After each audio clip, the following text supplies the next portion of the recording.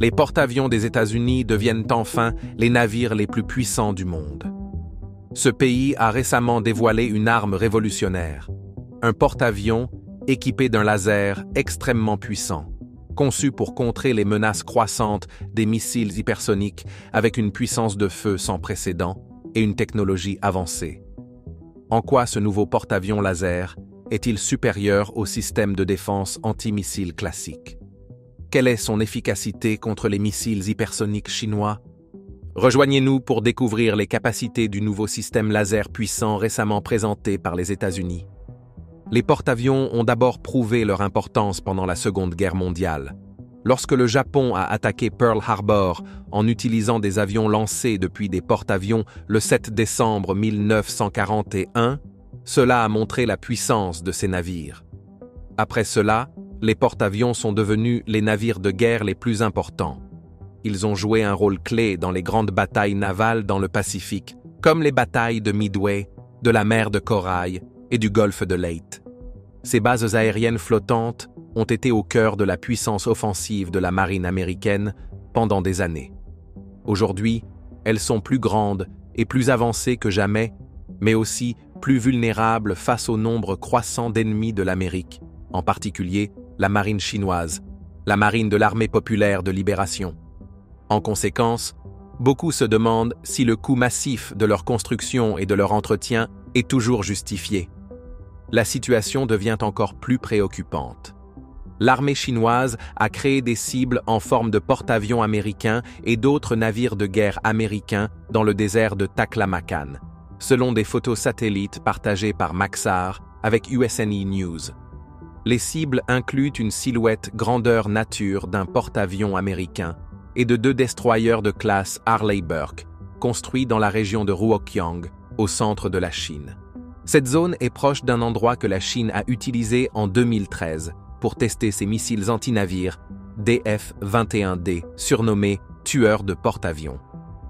Cette nouvelle zone suggère que la Chine continue de développer des armes pour cibler les navires de la marine américaine, ce site étant plus avancé que la cible similaire utilisée par l'Iran dans le golfe Persique.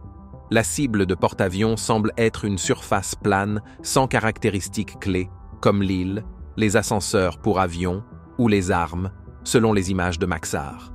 Sur radar, le contour du porte-avions est clairement visible, se détachant du désert comme une cible, comme le montrent les images de Capella Space. Il y a 2 autres cibles en forme de porte-avions sans métal, mais leur contour montre toujours qu'elles représentent des porte-avions.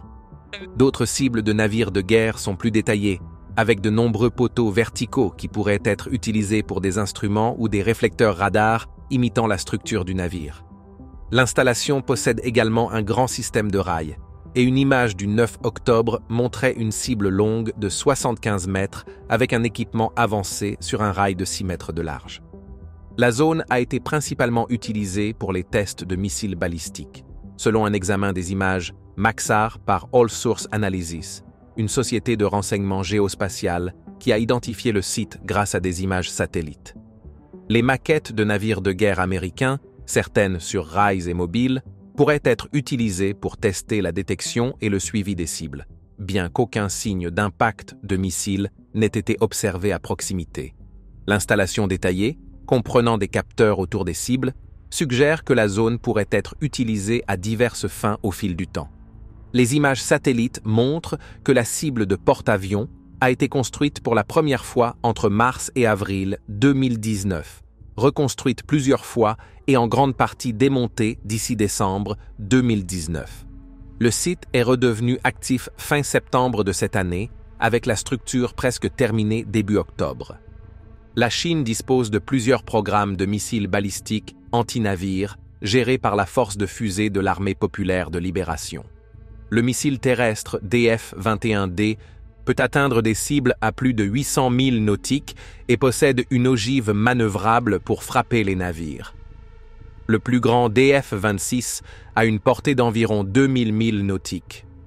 Selon un rapport du Pentagone, l'armée chinoise a tiré 6 missiles DF-21D dans la mer de Chine méridionale, au nord des îles Spratly, le 2 juillet 2019.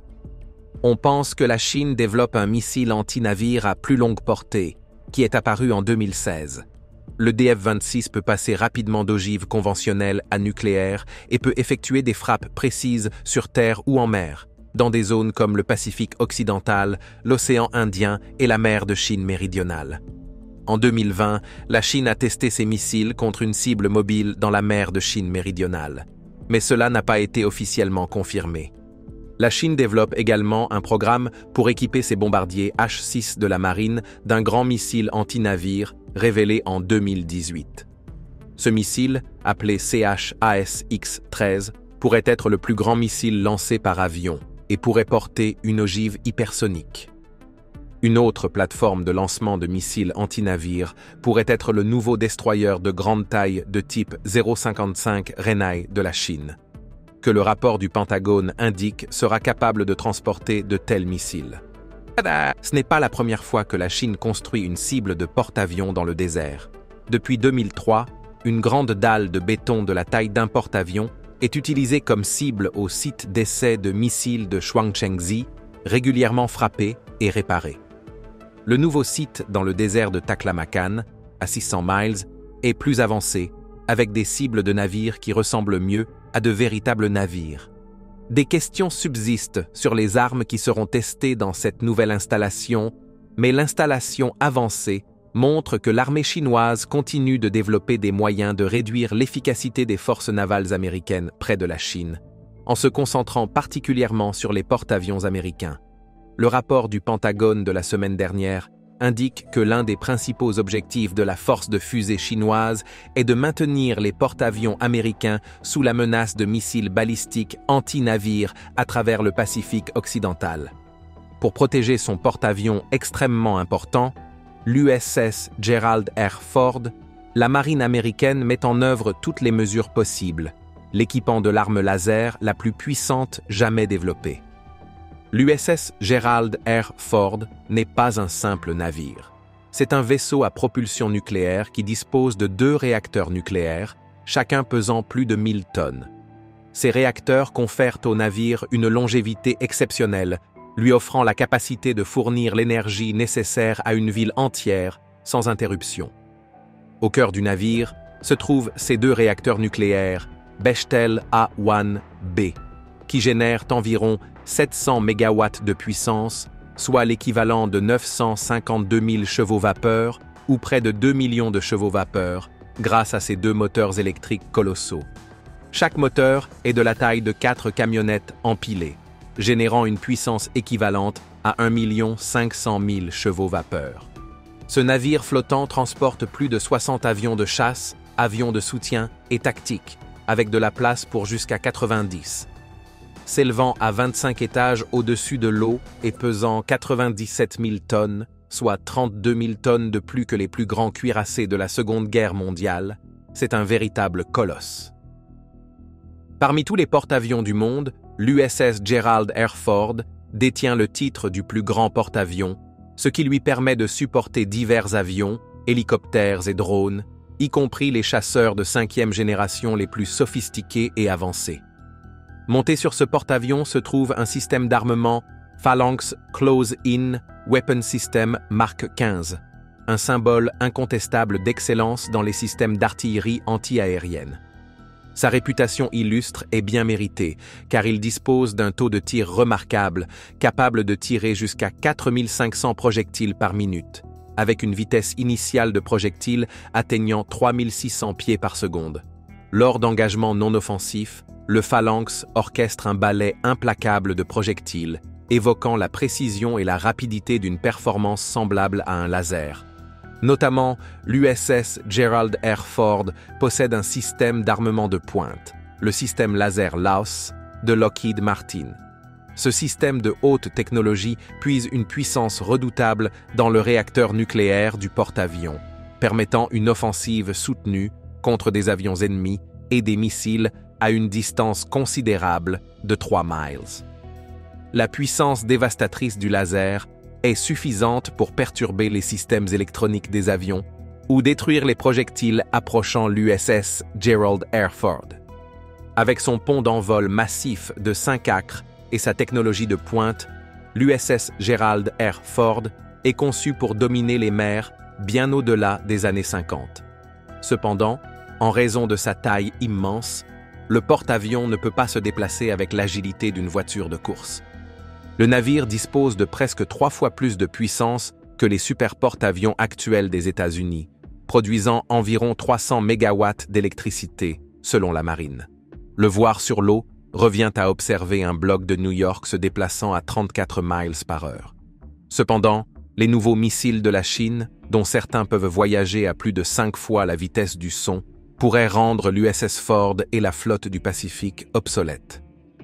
Un rapport sérieux du Congrès, mis à jour en août 2022, a soulevé des préoccupations sur la capacité des navires de la marine à survivre en combat face à des adversaires comme la Chine, qui dispose de nombreux drones et missiles avancés. Bien que la Russie possède également des armes hypersoniques, la marine est plus préoccupée par la Chine. Au cours de la dernière décennie, la Chine a rapidement développé sa marine et a mis au point de nombreuses armes anti-navires, y compris des missiles capables de se déplacer à plus de 10 fois la vitesse du son. La Chine déclare ouvertement que ces armes sont destinées à stopper les navires américains et l'un de leurs sites d'essai dispose même de modèles grandeur nature de porte-avions américains pour l'entraînement. L'USS Ford et des navires similaires disposent de défenses contre les missiles, mais ces défenses ne sont pas suffisamment robustes pour les protéger pleinement lors d'un long affrontement contre les nouvelles et avancées armes de la Chine. Pour maintenir son contrôle sur le Pacifique et protéger ses navires, la marine investit massivement dans une technologie difficile à développer, les lasers. Les lasers présentent des avantages passionnants. Non seulement ils sont alimentés par de grandes sources d'énergie comme les réacteurs nucléaires du Ford, mais ils peuvent également tirer à la vitesse de la lumière, ce qui les rend bien adaptés aux armes hypersoniques. Ils peuvent également être rechargés rapidement pour repousser de grands nombres de drones, et puisqu'ils n'ont pas besoin de munitions, les navires disposeraient d'une puissance de feu presque infinie. En 2021, l'administration Biden a créé une task force au Pentagone pour évaluer la menace de la marine chinoise en forte croissance. Un an plus tard, sur la base des résultats de la task force, le département de la Défense a identifié la Chine comme le principal rival stratégique des États-Unis. La Chine possède désormais plus de 760 navires militaires, plus du double de la flotte américaine, et la plupart d'entre eux sont concentrés dans le Pacifique, tandis que les États-Unis partagent de leur flotte entre l'Atlantique et le Pacifique. Les armes hypersoniques de la Chine ne sont pas le seul danger. Les commandants de porte-avions savent depuis longtemps qu'un grand nombre de missiles de croisière anti-navires constituent également une grande menace. Ces missiles peuvent submerger les défenses d'un navire, et des essaims de drones suicides bon marché à longue portée pourraient tout aussi facilement endommager un groupe de porte-avions. Le problème de la marine est clair. Ses plus grands porte-avions et destroyers les plus lourdement armés ne sont pas préparés à faire face à de grands nombres d'attaquants aériens. Actuellement, l'USS Gerald R. Ford navigue avec un groupe de frappe de porte-avions, une flotte de 10 croiseurs, destroyers et frégates, parfois renforcés par 1 ou 2 sous-marins.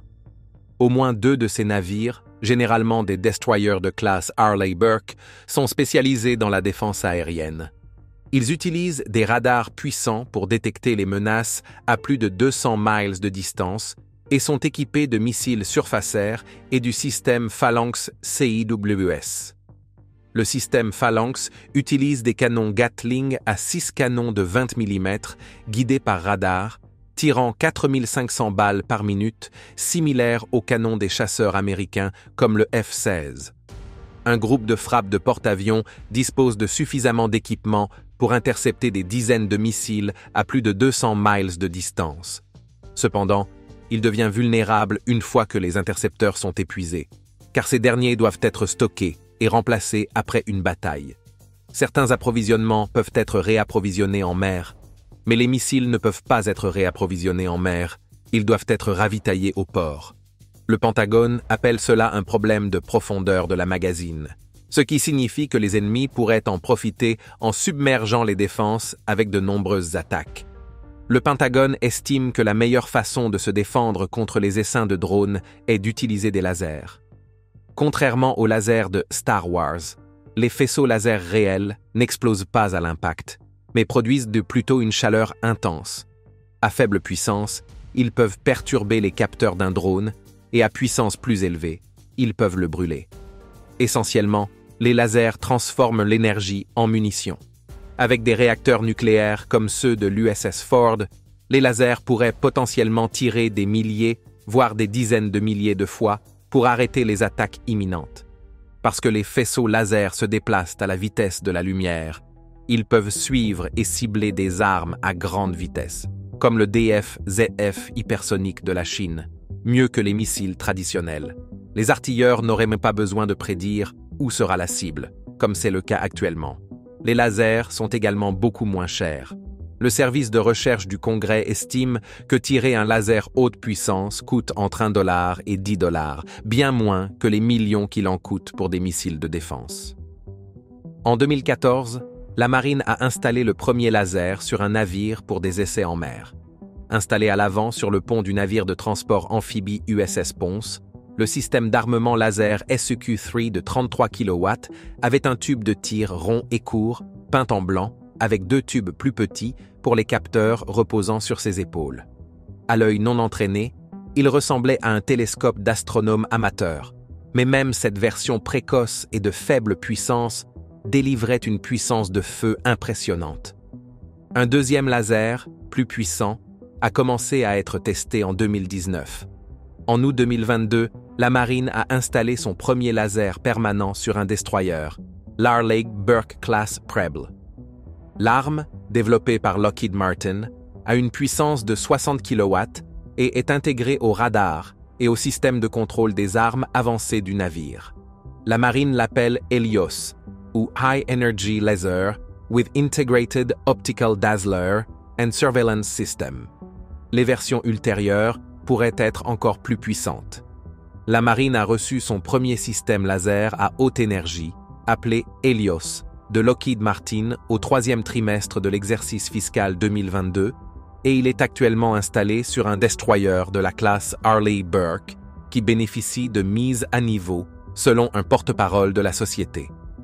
Rick Cordaro, vice-président chez Lockheed Martin, a déclaré que Helios améliore la capacité du navire à se défendre contre les menaces futures et offre une protection supplémentaire aux marins. Il a souligné que le système est conçu pour répondre aux besoins spécifiques de la marine et peut être mis à jour au fil du temps. Helios fait partie du plan plus large de la marine pour accroître son utilisation des armes laser. La marine a demandé environ 35 millions de dollars pour ce groupe de systèmes dans son budget 2023, et le premier système devrait être utilisé en mer cette année-là. Le système d'armement aide à combler les lacunes dans la défense contre les menaces de surface et la surveillance, et peut détruire des drones et de petits bateaux d'attaque. Cette technologie représente une amélioration importante par rapport aux systèmes actuels, tels que les missiles surface-air et les canons Gatling, qui nécessitent des munitions et sont coûteux à utiliser contre des drones bon marché, selon un rapport d'août du service de recherche du Congrès. Lockheed Martin pense que l'arme pourrait éventuellement atteindre 150 kW, mais même à ce niveau, elle sera surtout utile contre les drones et les petits bateaux. Pour stopper une vague de missiles de croisière ou une arme hypersonique se déplaçant à des vitesses supérieures à Mach 5, la marine aura besoin d'un laser beaucoup plus puissant. La marine estime qu'un laser d'au moins 300 kW est nécessaire pour vaincre les missiles de croisière. Cela est dû au fait que ces missiles, en plus d'être grands et rapides, possèdent des ogives résistantes à la chaleur fabriquées à partir de matériaux comme le graphite pyrolytique ou la céramique, conçus pour supporter la chaleur extrême du vol supersonique, qui peut dépasser 1000 degrés Fahrenheit. Les lasers devront brûler rapidement ces matériaux résistants. Ils doivent également être suffisamment puissants pour surmonter l'interférence atmosphérique et frapper avec précision un missile se déplaçant à une vitesse d'1 mile par seconde pour le détruire. Une nouvelle solution pourrait arriver bientôt. La marine prévoit de tester un laser de 300 kW appelé LCAP ou High Energy Laser Counter ASCM Programme plus tard cette année. Une photo de 2020 prise derrière l'amiral Michael Gilday suggère que LCAP sera basé sur le système Odin actuel de la marine, qui est déjà présent sur certains destroyers. Si le test est réussi, LCAP serait le premier laser de la marine capable d'abattre des missiles de croisière anti-navires entrants. Cependant, même LCAP ne sera pas assez puissant pour stopper les missiles hypersoniques se déplaçant à Mach 10. Ces missiles peuvent supporter des températures supérieures à 1700 degrés Fahrenheit. Le Pentagone estime qu'il pourrait être nécessaire d'utiliser un laser de 1 MW, plus de 3 fois plus puissant que LCAP, pour les abattre. Heureusement, des lasers de classe mégawatt pourraient arriver bientôt. La marine a attribué un contrat à Northrop Grumman pour développer un tel laser, et en juillet 2022, la société a terminé la conception d'un laser haute énergie qui combine plusieurs faisceaux en un seul. Northrop Grumman construira d'abord un prototype de 300 kW, mais la technologie pourrait éventuellement atteindre 1 MW. Pour le Pentagone, cette technologie est urgemment nécessaire, car des milliards de dollars sont investis dans les porte-avions.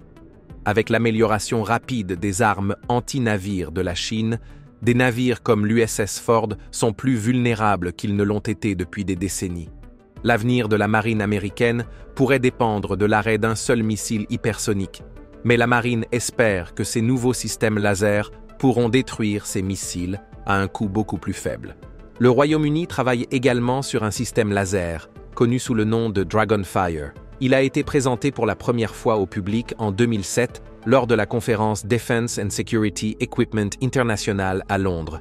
Il est développé par UK Dragonfire, un groupe composé de MBDA UK, Leonardo UK, Cinetiq et le Defense Science and Technology Laboratory. Une version de production devrait être utilisée sur les navires de la Royal Navy d'ici 2027. Dragonfire utilise des technologies avancées développées au Royaume-Uni pour créer un faisceau laser puissant avec de meilleures performances, des temps de réaction plus rapides et une portée plus longue. Il utilise de nombreuses fibres de verre, mais les détails complets sont secrets.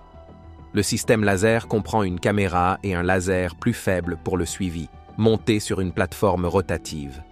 Le laser a une puissance d'environ 50 kW et est destiné à protéger les cibles terrestres et maritimes contre les attaques de missiles et de mortiers.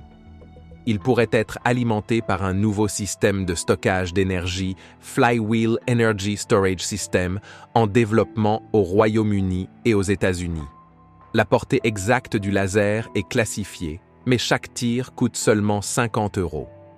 Le Royaume-Uni prévoit d'utiliser ces lasers haute énergie sur les futurs navires de la Royal Navy, les véhicules de l'armée et les chasseurs de la Royal Air Force, y compris le Tempest de BAE Systems, et de les tester sur une frégate de type 23 et un véhicule Wolfhound. Merci de nous avoir regardés. Tant que vous êtes encore là, cliquez sur le lien à l'écran pour découvrir une autre de nos vidéos. À bientôt!